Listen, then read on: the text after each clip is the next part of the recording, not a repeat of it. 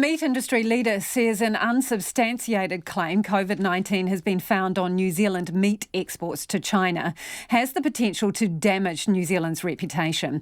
China is a massive market for New Zealand meat and offal. Last year we exported $3.4 billion worth of it there. Now, Reuters news agency is reporting that traces of coronavirus have been found on the packaging of New Zealand beef and tripe in the Chinese city of Jinan. Other product from Brazil, Bolivia and Argentina has also tested positive, according to those Reuters reports.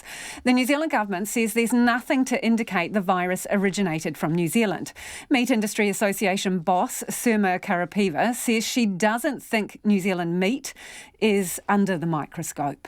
The concern for us is that these reports are unsubstantiated, and our background digging and information gathering with our members, with our Foreign Affairs colleagues and our Ministry for Primary Industries colleagues do not support that this is in fact New Zealand product that has been, tested and found to be positive in China. Sirma, what makes you think it's not New Zealand meat? Well, Lisa, I think the point to remember here is that very early on in the COVID-19 crisis, the meat industry was probably one of the first, if not the first, industries to move very quickly forward collectively to put in place strong, robust protocols to manage the spread of COVID-19 in the workplace. The protocols that we have in place, they are based on the best available science and guidance from the likes of the World Health Organization, the Ministry for Primary Industries, and of course New Zealand the Health Ministry as well. They are protocols that focus on the norms around social distancing, the wearing of personal protective equipment, hygiene and sanitation, as well as contact tracing.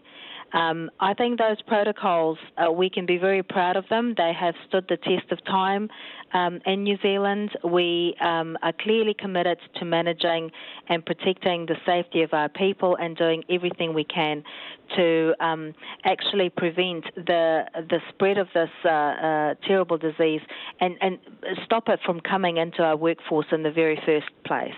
What is this doing to our reputation, whether it is true or not? Yeah, well, reputation, I mean, that's a very good question, and I think in all of this is probably the bit that is most concerning because, it has the potential to damage the reputation of New Zealand red meat exports, and especially, as I said, these are unsubstantiated reports.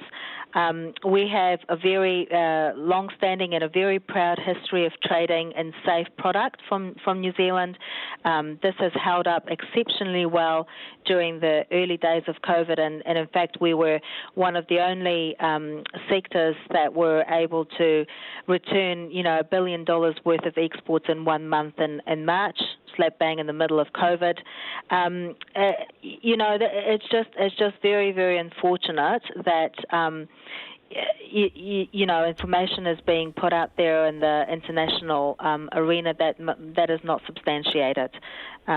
We have robust systems in place, and for us it's very, very important, and we put a lot of effort and emphasis on compliance because we understand the importance of to keep trading and to keep exporting that product and bringing back that export revenue for New Zealand as a whole.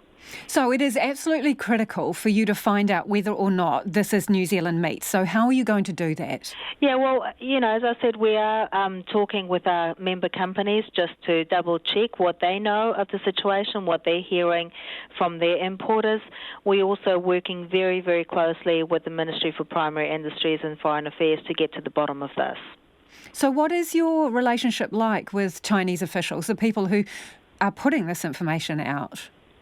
Well, our relationship is mainly informed by the relationship of New Zealand officials and Chinese officials. We don't necessarily have a direct relationship with Chinese officials, and we do rely on the information and networks that New Zealand officials have into that market.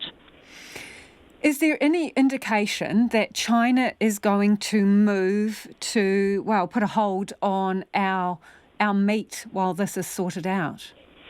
Not to my knowledge, no. And what effect would that have if they did do that? Because they have with other countries at various points. They have, but it's also important to note that when other countries' product have been put on hold, as you said, or their premises have been suspended, it is on the back of having community transmission within those countries.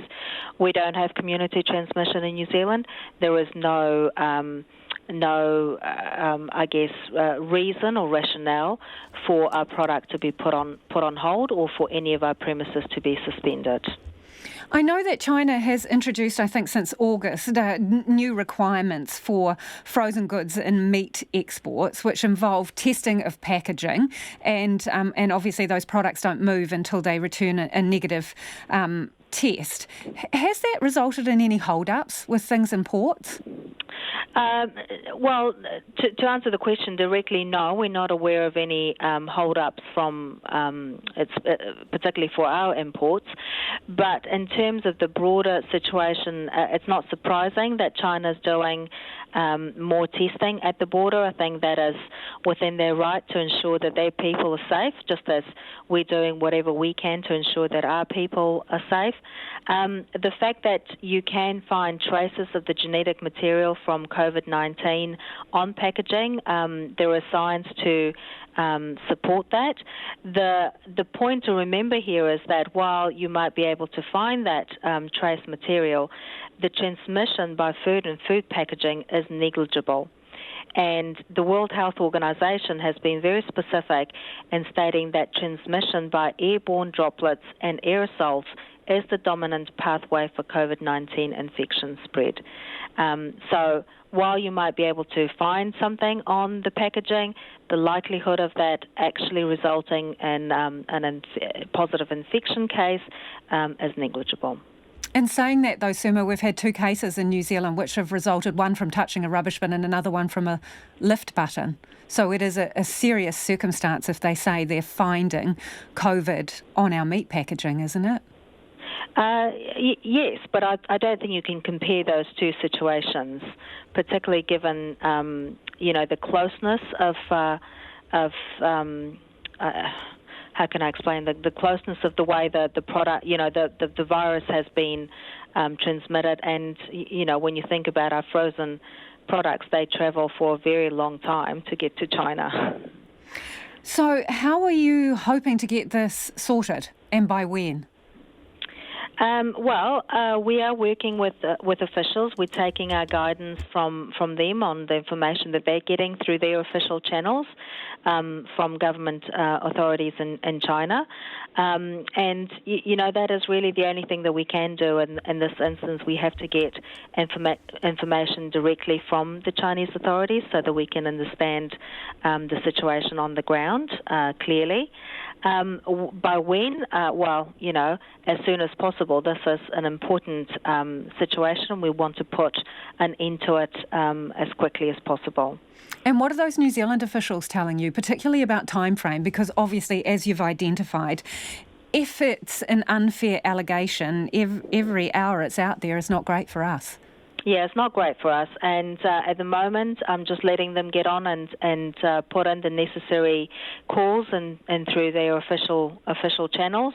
And I just have to wait until that process runs its course. And that's Sirma Karapeeva from the Meat Industry Association. We invited the Minister for Agriculture, the Ministry for Primary Industries and the Ministry of Foreign Affairs and Trade to be interviewed on the program. They all declined. In a statement, MFAT says New Zealand officials are working to ascertain the origin and veracity of the reports.